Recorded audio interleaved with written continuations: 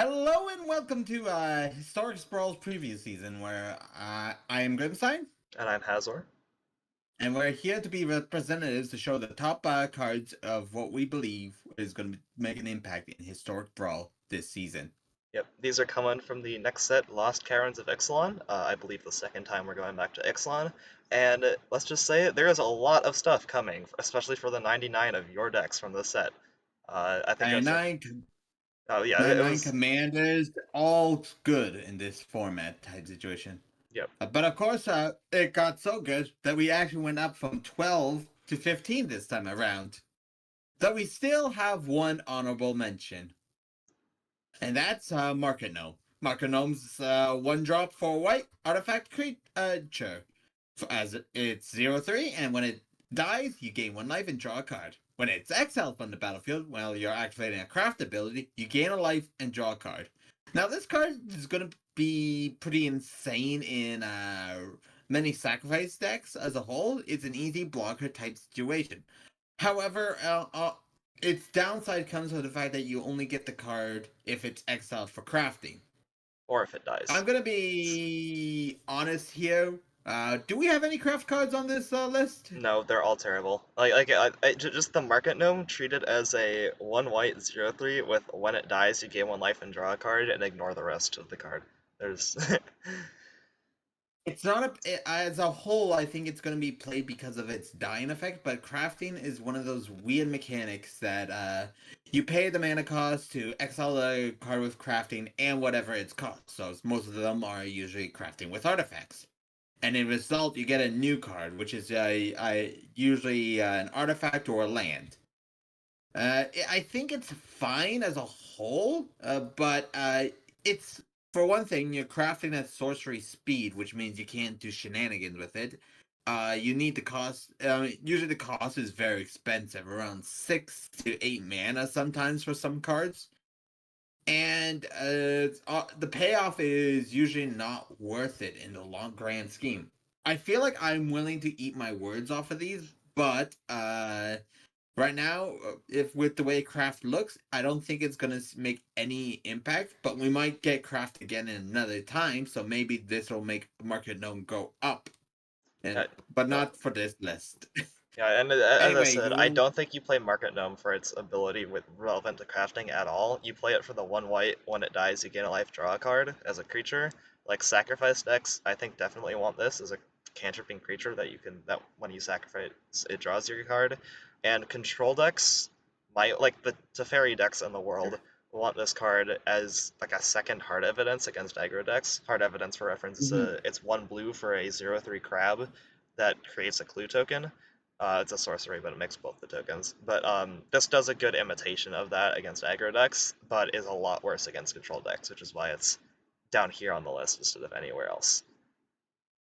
So now that we got the honorable mention out of the way, I guess I'll lead it to Hazor to lead us with the start of the list. Yes, we got number 15. It's Chamil, the Inner Sun. For 6 mana, it's a legendary artifact. With spells you control can't be countered. At the beginning of your end step, discover 5. Discover 5 means you exile cards from the top of your library until you exile a non-land card with mana value 5 or less, and you cast it without paying its mana cost, or put it into your hand if you don't want to cast it. And you put the rest on the bottom in a random order. The main reason I chose this card, this is mainly me putting it on the bottom of the list, is that honestly, I don't think this will see a lot of play competitively, but in all of the ramp decks, I think this is definitely a solid inclusion with just the amount of value you get, especially in Imodi where you want to cascade anyway.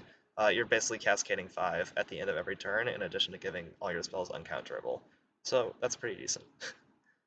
As a whole, I think it's a fantastic card, but the downside of it is the upside as well. The fact that it makes other spells can't be counted. If it made it so that it itself could not be counted, I'd argue that would have made it more better, even if the stuff you got could be easily counted.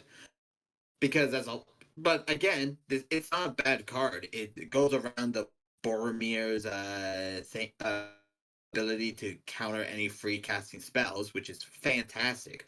It's just that when you really compare it in the grand scheme of the what Lost Caverns is with its cards, it's kind of falls flat for a 6 mana costing card. Yeah, I agree. It's just it's a good new tool for ramp decks, and yeah, as you said, the main reason why it's not higher is because it itself can't be countered. I agree totally. Yeah. Moving on the list, we're going with number 14, Kutzul, Melamet Exemplar.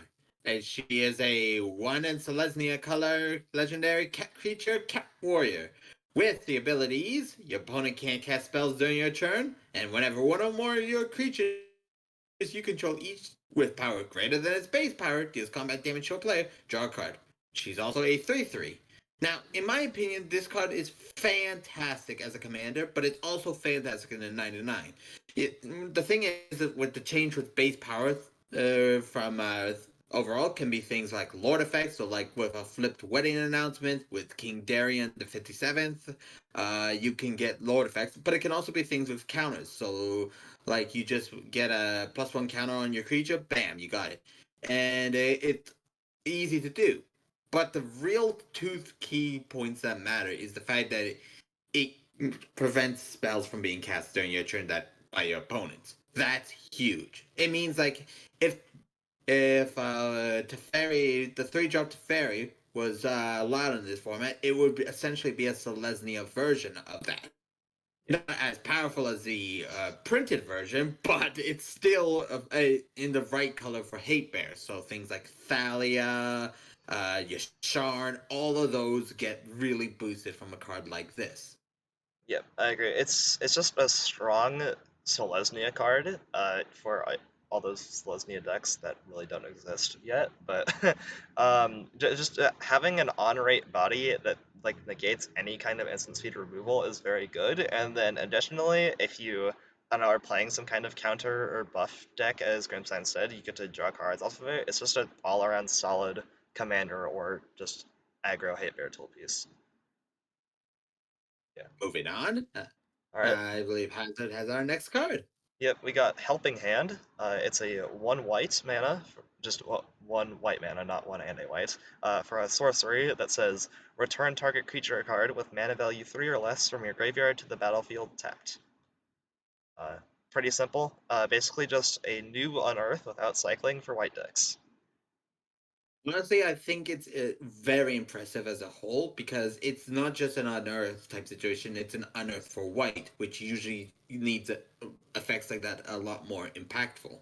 It makes the creature enter tap, but then you can get things like Brutal Cathar, which can exile stuff. You can get Thalia's Lieutenant, which can boost up your humans. For 1 mana cost, it makes it so that the things that you get milled off a certain deck styles can lead up to be value type situation. Like at its worst, it can bring back an Adeline, which is an insane I power don't think hit. that's that card at its worst. I, I mean, I don't think Adeline's that great. Yeah, But yes, Hazard's right. That Adeline, that's actually a pretty powerful thing. no, no, I think if there's any deck that is playing this, it is Adeline, and you can get Adeline back with this, which is a big upside. I don't think that's this card at its worst at all. Yeah, it's just very strong for the white aggressive types of decks. We believe it's a good card, strong thing, and we'll probably see play. Moving Definitely. on. Next up on our list, Bartolome del Presidio.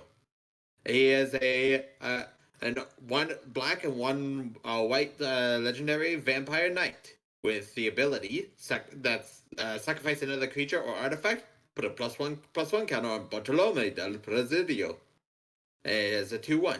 Now, in my opinion, a lot of people talk about sacrifice decks and usually think of things like Jury Review or even Rada combo decks. Like I used to play Rada combo decks.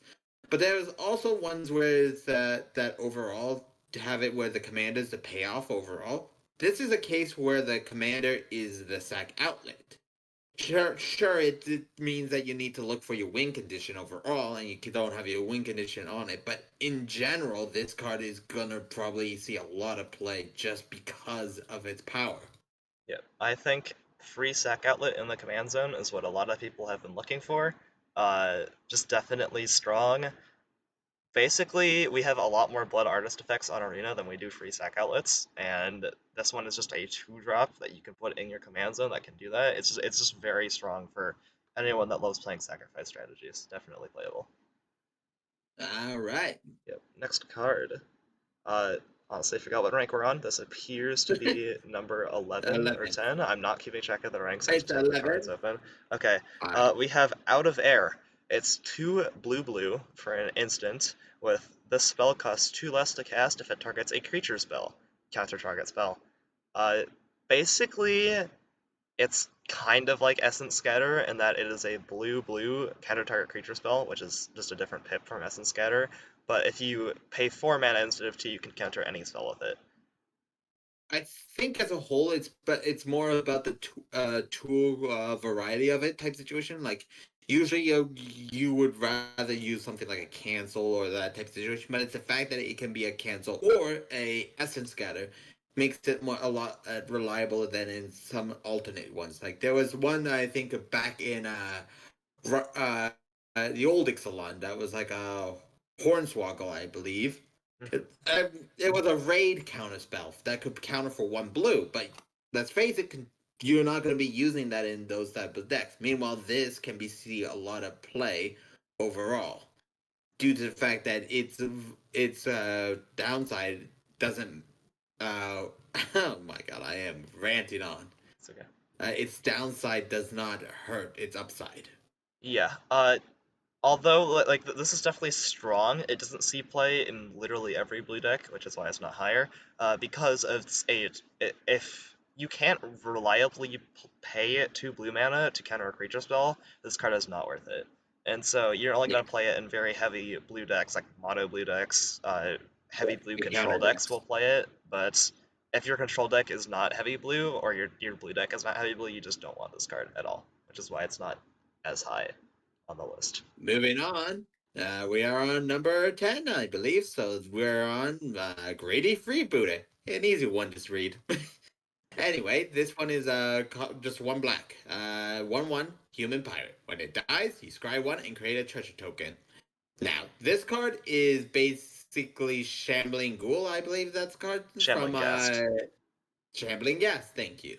It's basically free treasure as a whole, which is going to be fantastic in Sacrifice deck. But it does do a lot more than that. It's a 1/1 pirate, so the Grixis pirate decks that really wouldn't mind using this. It gives you treasure, which is insane for the ramp type situation. And the Scribe really works well in terms of comboing with things like Yawgmoth, for example. As you sacrifice the pirate to target something, you get the scry trigger and the treasure, so you get to see if you want that card on top and leave it there for Yawgmoth, or you can just put it at the bottom and get better and hope for a better card. Yeah, Sacrifice decks, and honestly Mono Black in general, is getting a lot of stuff in this set, as you'll see. Just a lot. This is one of those things. Being slightly better than probably the worst half of Shambling Ghast is still a really strong card, which is why it's here. All of the Mono Black Sac decks will want to play this card just because you get your mana back and you get to scry a card when it dies. It's just good. Not much. Indeed, it's simple, easy to say, nothing much else to go with. Moving Yep. on. Something that is slightly less easy to say. We have Bloodletter of Aquazats. Yeah, again, not easy to say. It's 1 black for flying. It's a flying vampire demon. If an opponent would lose life during your turn, they lose twice that much life instead, and it's a 2/4. Uh, you're basically paying for a 4 mana 4/4 that doubles all your other damage and has flying. I don't see any black any black aggressive deck or any aggressive deck that includes black to a decent level will want to play this card without question, I think. Honestly, if I was to think of the first deck with a card like this, I would automatically think of Sheoldred type situation. Which means that you play Bloodletter of Aklataz, you then play Sheoldred, your opponent draws a card, they're losing 4 life a card type Well, situation. if they So draw on their you turn, like it's only 2 life a burn card. The twice oh is only during on your your turn, turn. right. During your turn. But if you force them to draw cards, Correct. But like it, I well, it's still it doubles the damage as a whole. So there's things like Grey Merchant of Asphodel, right? which does it with the devotion. So Yeah, and if this you is have 3 you devotion play on it. Blood Letter into Grey Merchant into good old Gary, that's 5 devotion there. So if your opponent loses 10 life, you gain 10 life. If Yeah. you have something like Veto on the field with that, you go. So you'll drain them for 12 life, gain 12 life. Veto triggers, they lose 24 life. Yep. But like yeah, and that and even in like just aggro decks, you attack with your Gutter Bones and your Tenacious Underdog, that's 10 damage now. Like giving your entire board basically double strike if they hit your opponent is nuts. This card is nuts, and It's honestly, maybe it should be higher on the list, but it's such a good card that will definitely see a lot of play. moving on. We're going on with another fantastic card, Confounding Riddle. For 2 and a blue instant, we get to choose one. Either look at the top 4 cards of our library, put one in our hand and the rest in our graveyard, or counter target spell unless its controller pays 4. This is basically like Supreme Will from our Devastation. It's a fantastic card. It gives you an option of either giving a counter spell or digging through it. The difference is though with how one of the big mechanics in Ixalan is descend. Sometimes you want to put cards in your graveyard anyway, so this in general makes it so that you can set up things for like reanimation. You can just get the descend cards because a lot of them are really good cards. And honestly, as a 3-drop counter spell, it's not bad as a whole. No. Yeah, and a lot of control decks already played Supreme Will, and this is basically a Supreme Will upgrade. Uh, uh, Let me Google the card real quick because I actually haven't played it a lot. Supreme Will basically has it where you put the cards on the bottom of the deck rather than the Uh, top. I yeah, mean, yeah, the graveyard. yep, yeah. So, and also Supreme Will's first mode is counter target spell unless its controller pays 3, not 4. Yeah, So this so card it's a upgrades the power counterspell creep. side and upgrades the card draw side because decks like Uro, uh, Reanimator decks, like they'll also use the front half of this mode for putting stuff in the graveyard. It's an upgrade to an already very playable card, and so it will definitely also see a lot of play. It's kind of how it works. Mm, Fantastic, fantastic way to explain. Yeah. All right. Uh, Next, this is mine. We have Deep Cavern Bat. It is 1 and a black for a flying and lifelink bat. With 1 this enters the battlefield, look at target opponent's hand. You may exile a non-land card from it until Deep Cavern Bat leaves the battlefield. It's a 1/1. Again, mono black decks getting a lot in this set for some reason. Actually, black's been pretty powerful the last few sets, but um, basically, we had Brain Maggot on Arena for a while, and a lot of mono black decks were already playing that, and this is that, but with evasion and also lifelink, and that's pretty good to me. Honestly, I think this card is pretty good as a whole. It allows you to get turn 1 Thoughtseize, turn 2 this. It can can lead to the turn 2 this, which can be able to take out more removal. It's easy. Due to its flying, it's able to go through your opponent's defenses pretty easily. And with the lifelink in general, which black decks usually use a lot of their life anyway, it basically gives you a small bit regeneration as a whole. I think it's gonna definitely see at least some play because as you said, Brain Maker sees play, and so now you got like a second Megan in 99. Yep, exactly. Yeah, that's actually a good point. Actually, with the lifelink being even better in mono black, I agree. A lot of the mono black decks definitely use a lot of their life in this format, and so even getting a couple more points to use is pretty decent. Moving on, we're going on with one of my favorite cards in the set, Anim Pakal, Thousandth Moon. She is a red and a white legendary creature, human soldier, 1/2. Whenever you attack with one or more non-gnome creatures, put a +1 counter on Anim. Then create X/1/1 colors gnome artifact creatures that are tapped and attacking, where X is the number of +1 counters on Anim Pakal. The first thing that a lot of people will think about is battle line because whenever you attack, you get a token that's attacking, but it goes a bit more than that. I think that the fact is that she, like Adeline, doesn't have to be attacking, but she is herself is sort of like a Cranko. Because the more counters you put on her, the more you get in terms of tokens. It's not like Cranko where it's the power though, so there could be a downside to it. But as long as you can either give her evasion or just it don't even attack with her, you're basically building an army so long as you can protect her. Yep, I agree with the Adeline comparison, and that's why it's so high up here. Is that it's most likely going to be a very strong commander with doing an Adeline impression. Uh, it sacrifices the power and like one of the toughness of Adeline for the ability to snowball heavily with the gnome army that you can get if you attack multiple times. And it also and that thing also comes with getting red in your deck, which Adeline doesn't have. There are a lot of very good red aggro cards, Ragavan, Lightning Bolt, etc., for Historic Brawl, and so this will definitely be a strong choice in the upcoming Historic Brawl format. All right, Yep. moving on. I think we're gonna go with the card that we both agree could have swapped with this card, depending on Yep. anyone's interpretation. Yes, this is one of my favorite cards. It's Starving Revenant. It's 2 black black for a 4/4 creature spirit horror, with when it enters the battlefield, surveil 2. For each card you put on top of your library, you draw a card and you lose 3 life. It has Descend 8, which means whenever you, well, in this case, means whenever you draw a card, if there are 8 or more permanent cards in your graveyard, target opponent loses 1 life and you gain 1 life. The main thing is this is an on-rate body that can draw up to 2 cards at the cost of your life. Like a 4-mana 4/4 that draws 2 on ETB, as long as you're not super worried about your life total, is very strong. And then if you don't need the cards, you can put them in your graveyard by default. And then if you've enabled that Descend 8, it becomes a mini Shieldred, which, like, Shieldred is very good, and so mini Shieldred is still very good, especially if it has the option to draw cards when it enters the battlefield. At first, when I was saw this card, I couldn't understand why you would want to use it in or put it on top of the list. But as I was reading it more and more, it gets more and more insane type situation.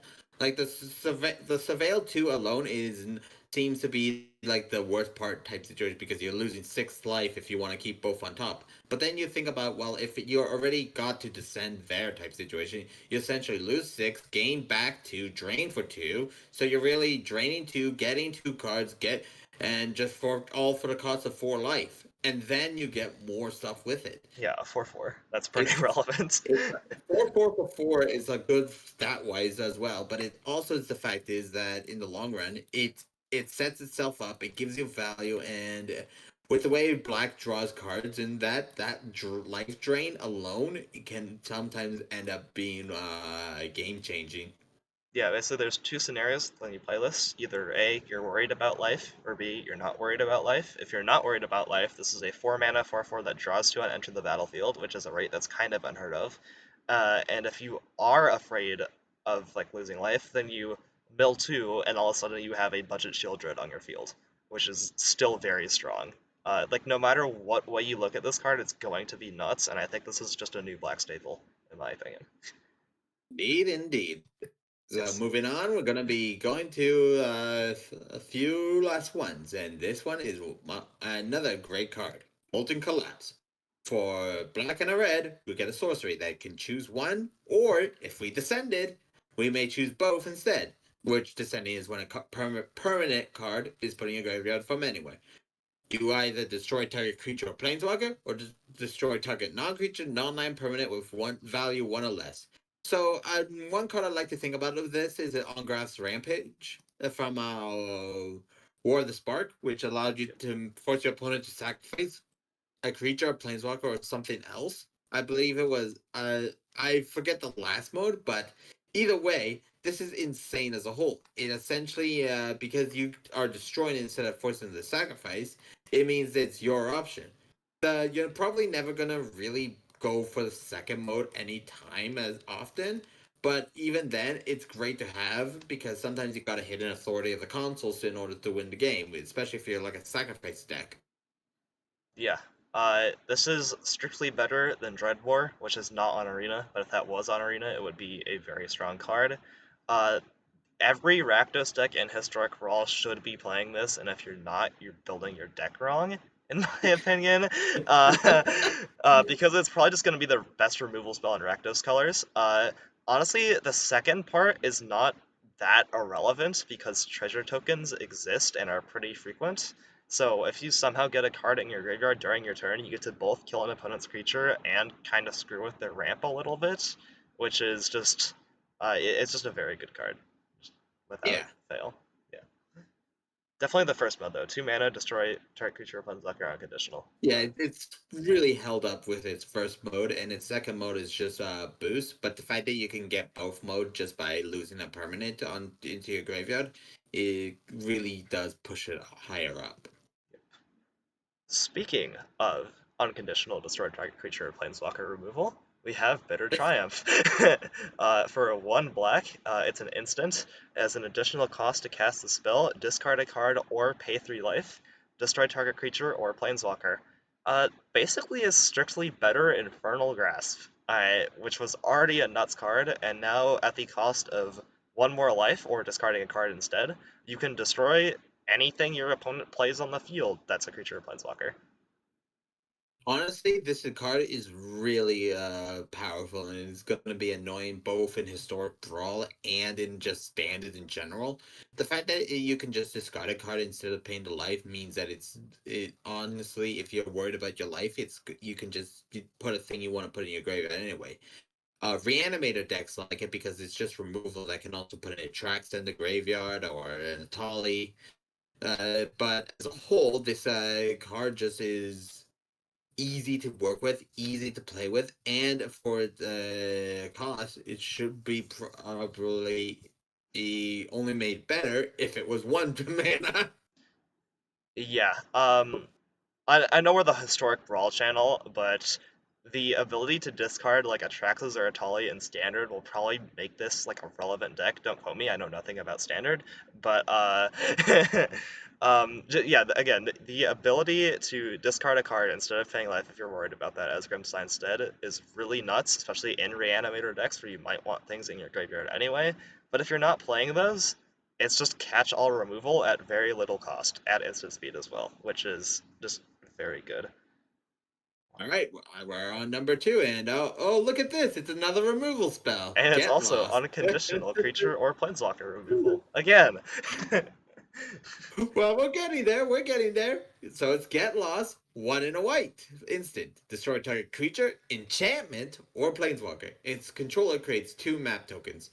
Now, originally, we had Bitter Triumph over top of this originally, but there's 2 things that put it above it overall. First of all, map tokens against control players really disrupts them most of the time. A lot of control players are usually using planeswalkers as the commanders, or even rarely run creatures in general, so this as hits things.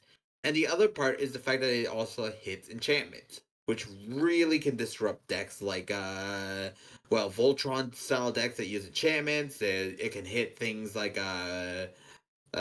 brutal light, a banishing light. There we go.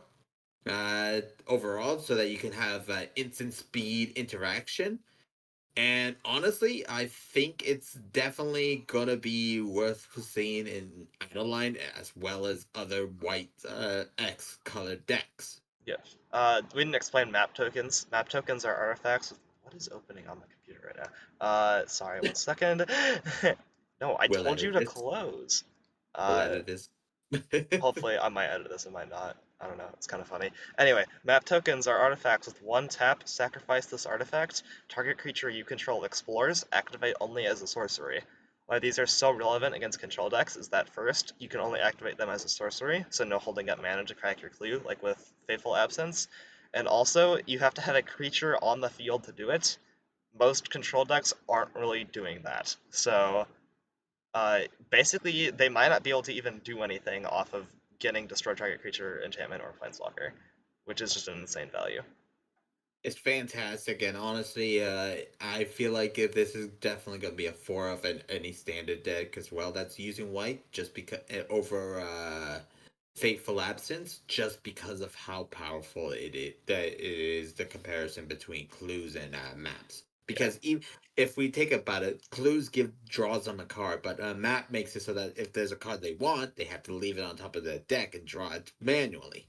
Whereas with as a whole, that means that they are basically seeing the cards that they don't want, that they want now, have to wait a turn. Yep. It's just so much stronger than Fateful Absence, which was already a very strong card. Alright, Alrighty. number one. If you have seen any of the previews, you probably expected this, but Rightfully so. We have Cavern of Souls at number 1. It is a land with, as Cavern of Souls enters the battlefield, choose a creature type. It taps for colorless, or taps for 1 mana of any color. Spend this mana only to cast a creature spell of the chosen type, and that spell can't be countered. This card is nuts. If you have a creature you want to resolve against a control deck, you put this land down and it resolves, and that's how it works. It's not just the thing is with just creature decks. You can also use it in like a control deck that has a creature as as your commander type as a whole. Because then you can just play Cavern of Souls, name whatever creature type that card is, and now you have basically can cast your commander for free without having to worry about it type situation. It's also very powerful in general, just because of things like Golos, for example, who can just fetch it out, get named Scout. Now you can cast Golos for free all the time, I didn't even even if they think of remove that.